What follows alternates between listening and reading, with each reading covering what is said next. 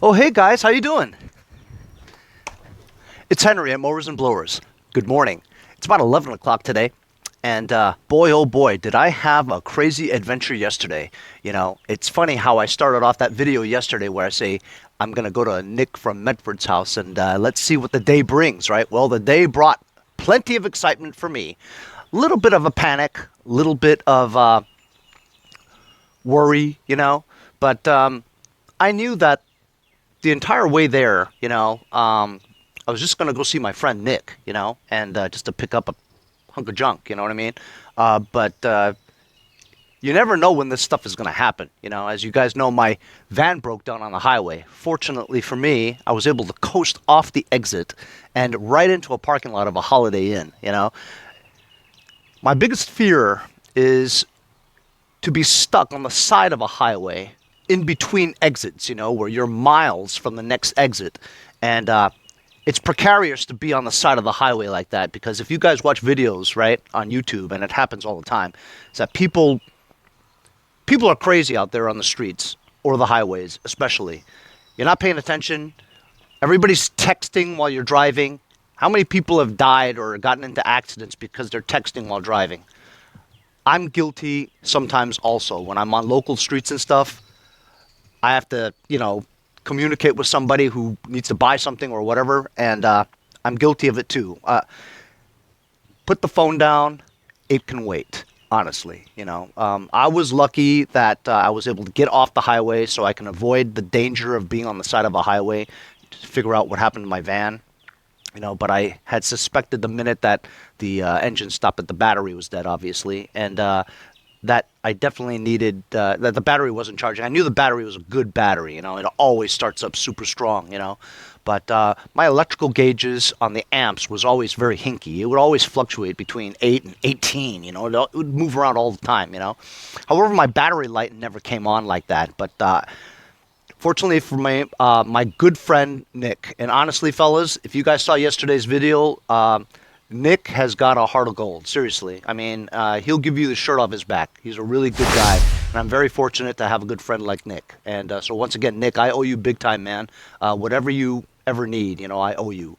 But thank you very much for the help that you gave me yesterday. He changed my alternator, replaced my alternator in his driveway, and I was able to get home no problem, I do have to figure out why that battery light is on, but I was checking out all the forums and stuff and, videos. And there's a problem with Ford's wiring harness. There's a wiring harness that lays right on top of the driver's side valve cover, and that over time it moves and vibrates and shakes, and sometimes that harness gets rubbed out. The sheathing gets rubbed out on some of the wires, and maybe some of the wires may touch the metal and cause some kind of an error code on the dash, But even though the gauge shows 18 volts, like all the time, I had that thing running, idling and stuff, and I put a voltmeter to it, and it's charging the battery at 14.37, which is exactly what it's supposed to be doing. 14.4 is what I read everywhere, but that's fine, you know what I mean? So I just want to get rid of the light, though. So I have an OBD2 diagnostic tool, so I'll check the PCU and see, what's up, and then I'll check the engine compartment later. But first, I have some kid coming from Selden, Long Island, who wants to buy my red yard machine's hauler. I had it listed for $350, right? And he offered me like $200. I'm like, man, $200 is a push mower, a good push mower. And so we went back and forth, and I guess he's talking to his mother or something. Oh, can I borrow $50? Blah, blah, blah. So he then made me an offer of $250, and I'm like, yeah, $250, because I think about $250 as being like the price of an engine. You know what I mean? Maybe the wheels and stuff like that. I don't really give a crap about the rest of the stuff. $5 paint job, it looks great. You know what I mean? If I didn't paint it, there's no way I would get even $250 for it. I'd get maybe $150 for it or something. But it's a working engine, and that's my thought process. Is that the working engine is worth a lot to me. Because I can easily take that and put it on another tractor and sell for $5. You know what I mean? But I'm just going to get rid of it for $250 if the kid comes and takes it. You know what I mean? Also, this Murray, Remember I said that the brakes didn't really work? So I took it apart, and the two pistons inside the brake caliper is seized in there, right? And then my trying to bang it out, I broke the caliper, you know. So now I have it listed. I had it listed for 425, but in every listing I had to write brakes don't work. Honestly, brakes are not a really big deal. I mean, this thing doesn't go more than 5 miles an hour, and you're on the grass and stuff, you know what I mean?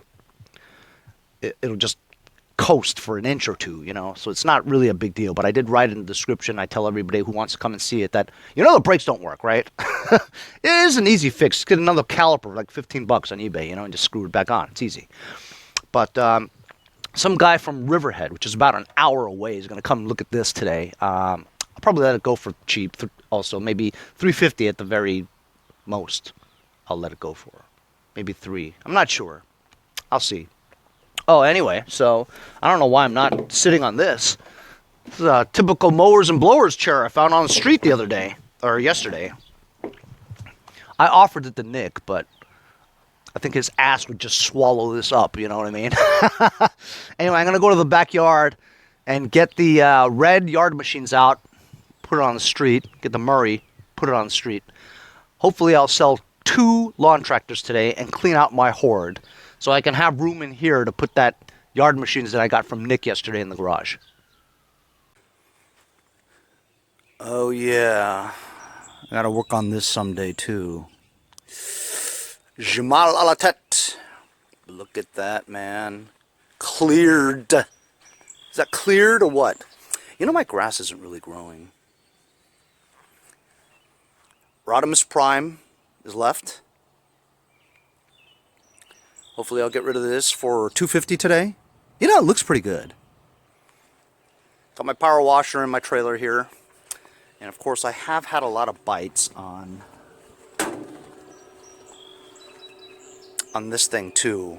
But honestly, if I get rid of this, how am I going to suck up leaves from my own yard? You know what I mean? It's the only one I have with a bagger. I guess I'll keep it.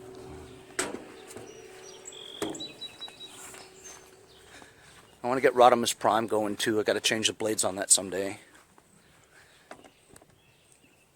Let's see if it starts up.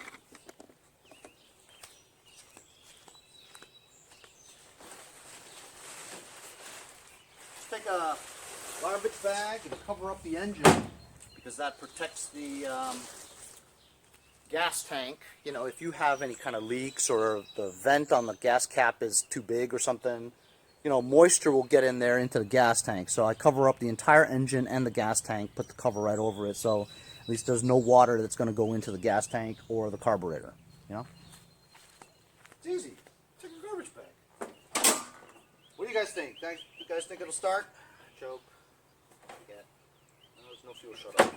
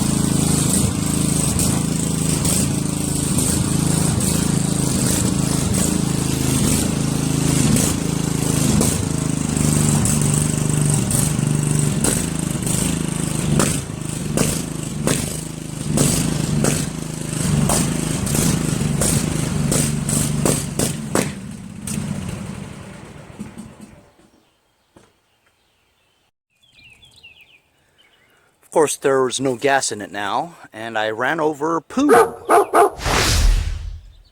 No more poo.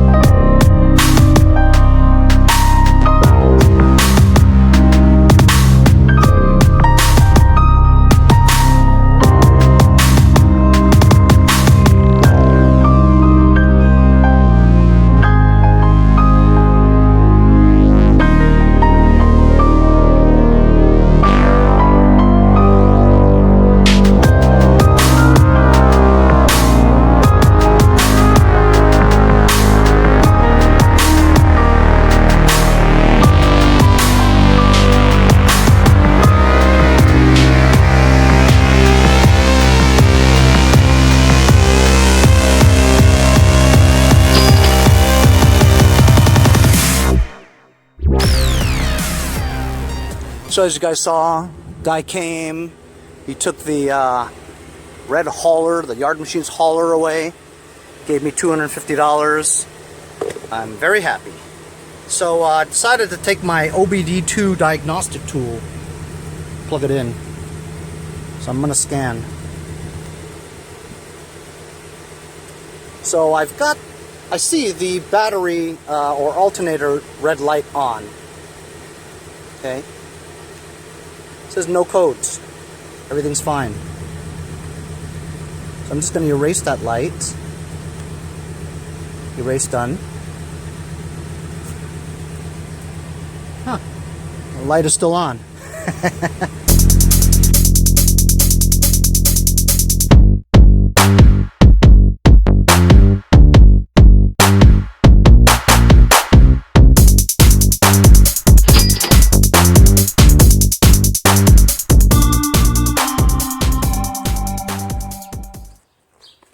So as you saw, I sold both of them today, just within the last half hour.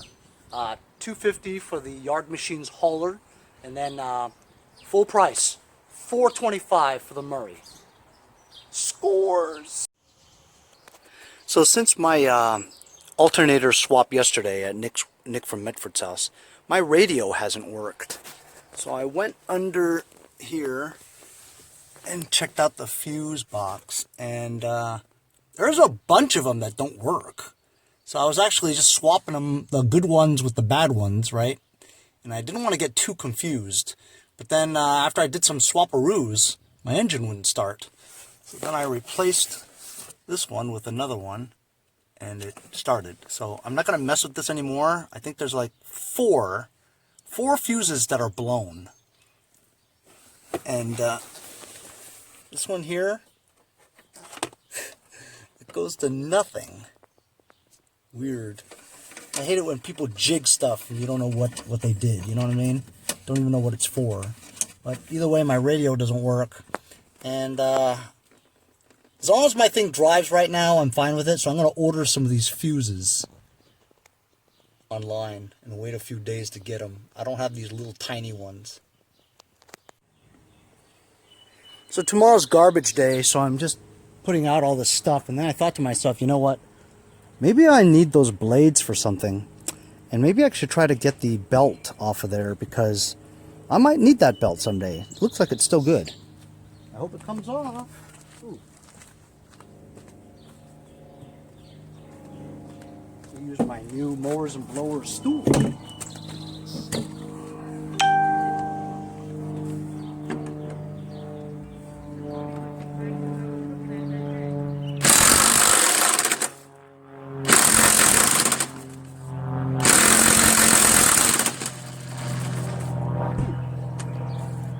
These spindles are moving.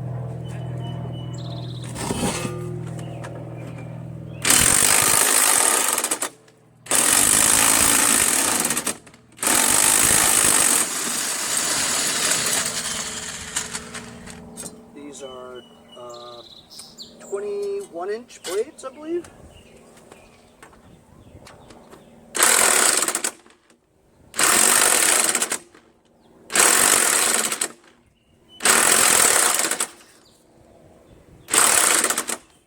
Should I put my foot there? Yeah.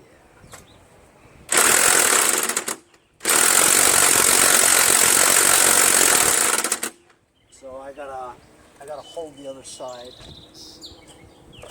with a wrench.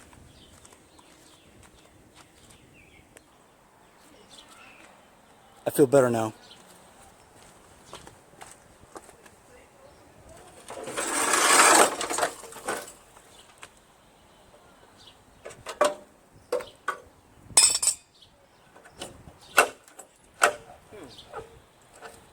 Actually, the spindles.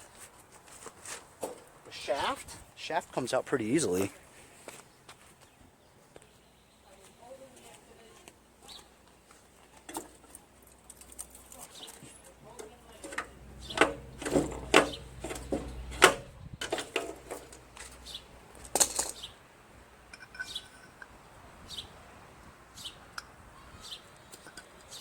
Alright, now it could go.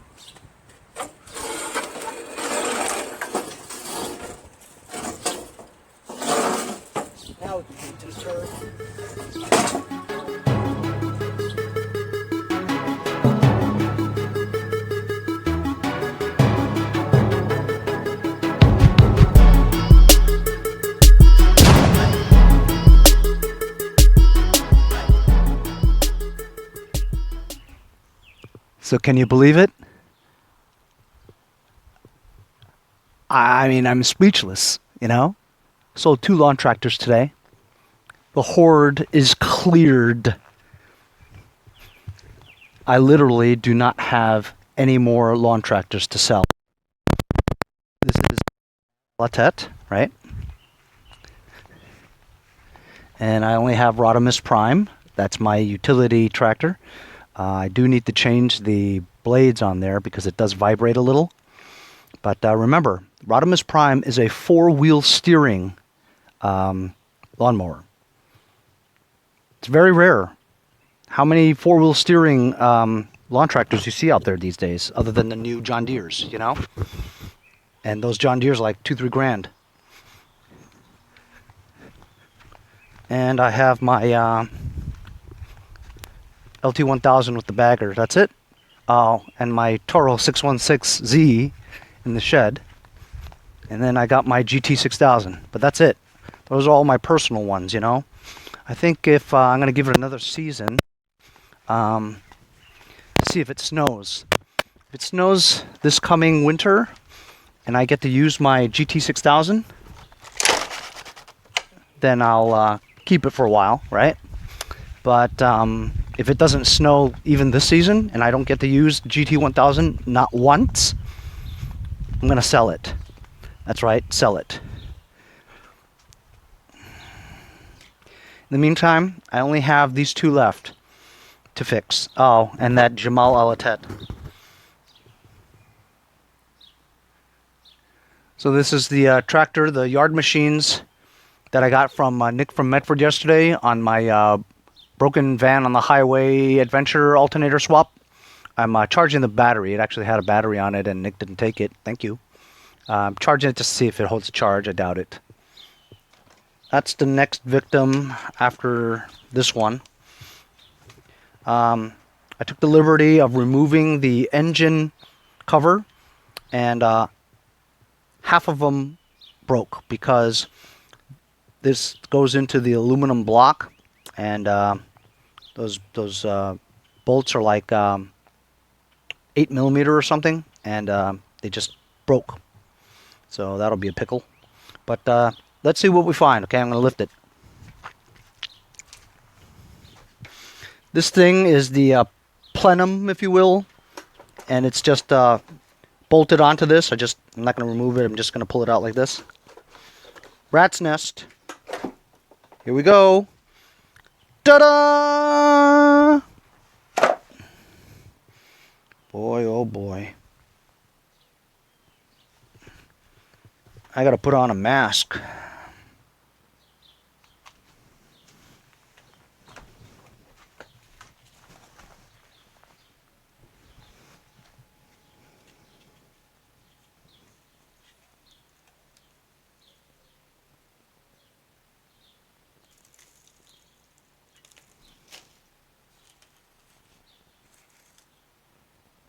Ooh, is that a snake? Is that snake skin? First time I ever heard snake skin.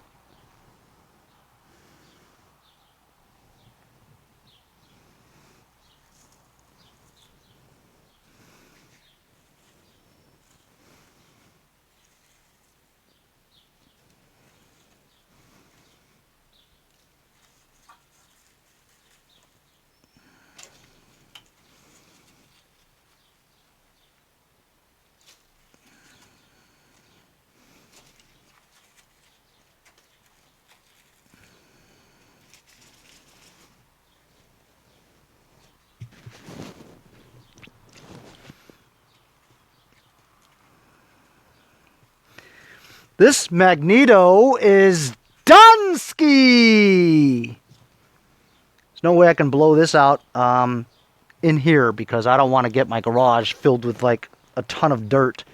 So I might have to take this to the front. Not the front, pull it out of the garage. Man, I think there was a snake in here, fellas. I don't know. It still may have spark. I doubt it, though.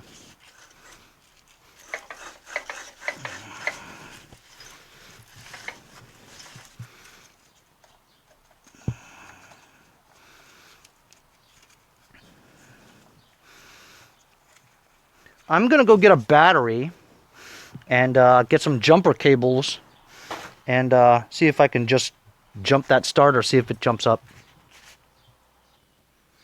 Okay, so when I turn the key, nothing happens, all right? It doesn't click or nothing. Battery is very weak, but it has a little bit. So I'm gonna step on the brake and I'm gonna sit on the seat and I get nothing. So one or all of the safety switches are Dunsky, or maybe that did it. That was the PTO lever was extended, engaged. So I've got PTO back, I'm stepping on the brake, I'm sitting on the seat, I'm turning the thing. Nothing. So one or all three of the PTO switches are busted. And I'm just going to take this channel lock here and jump the solenoid. And let's see if this thing pops up and turns.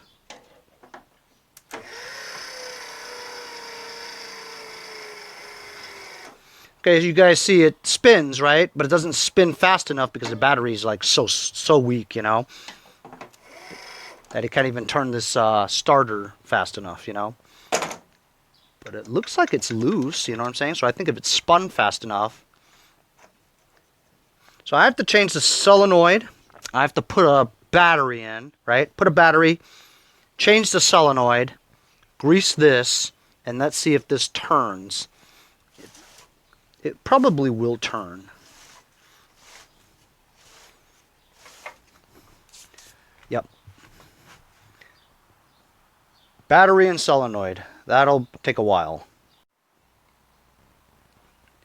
I wanted to show you guys this thing.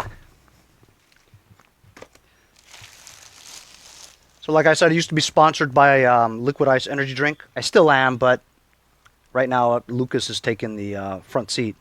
And so they sent me a lot of cool stuff. So Liquid Ice energy drink mini fridge. So some nut wanted to buy it for like $200. I had it listed for $250. It's my I don't want to sell it price, you know what I mean? It's dusty here, so I have it covered for now.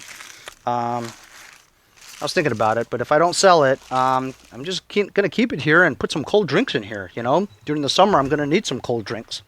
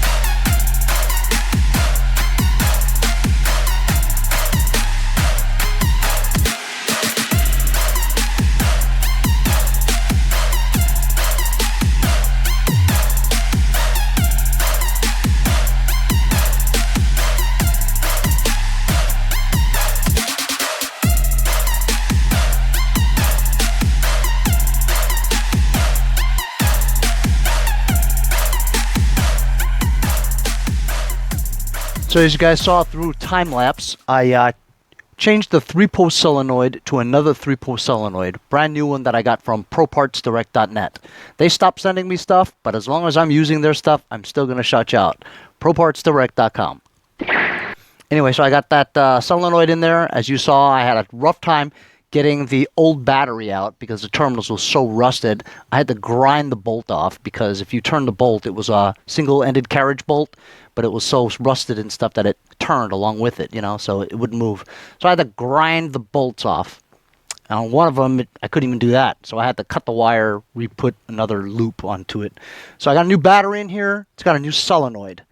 So what happened was I was trying to test the circuits to see which one was the trigger wire, you know, that takes 12 volts straight to the solenoid.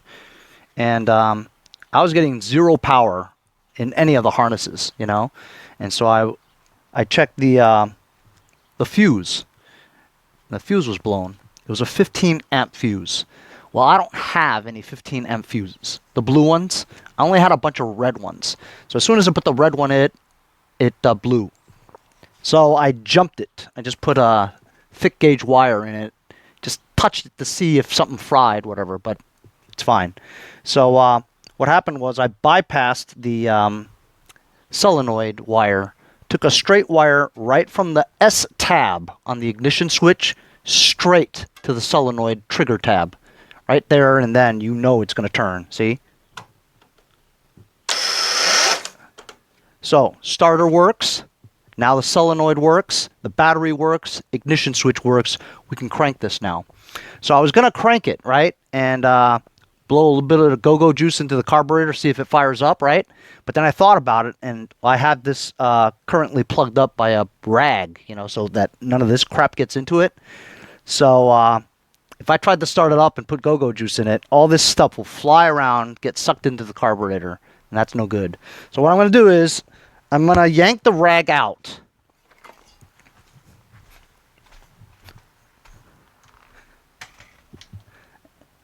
I'm going to yank the rag out. Actually, I'm going to blow first. Because any debris gets into this mouth of the carburetor, it's going to be trouble.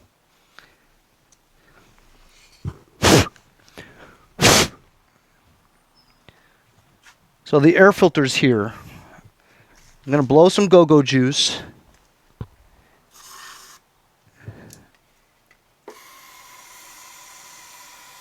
Decent amount because I want to see if it fires, you know? And then I'm just going to cover up the hole with the muffler so that we don't get a lot of crap in there, you know what I mean? I know you know what I mean. Yes, there's a little space in there. Dust can get in there, so just want to be sure. There we go. All right, so now no dust will get into the mouth of the carburetor. Let's give her a try. All right, here we go. Let's see if it starts up. You guys think it'll start up? Maybe it'll start up. You think it'll turn over? All right, I'll go. We'll find out next time on... No, I wouldn't do that to you guys. Well, maybe I would. I'm kind of curious myself. All right, let's see if it starts up. Hey, you guys thought I was going to do that to you, didn't you? I have no idea about the magneto either, so it may start, may not start. I don't know. Let's see.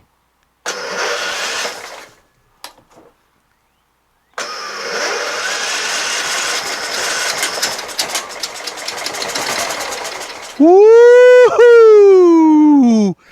This baby starts up. It turned over. Yeah! I've had a long day already. Changed the solenoid. Changed the battery. We rewired it so it will start. It turns over with go-go juice. So now all we got to do is clean the carburetor tomorrow. Blow out the entire engine area because it's filled with like crap all over the place, you know.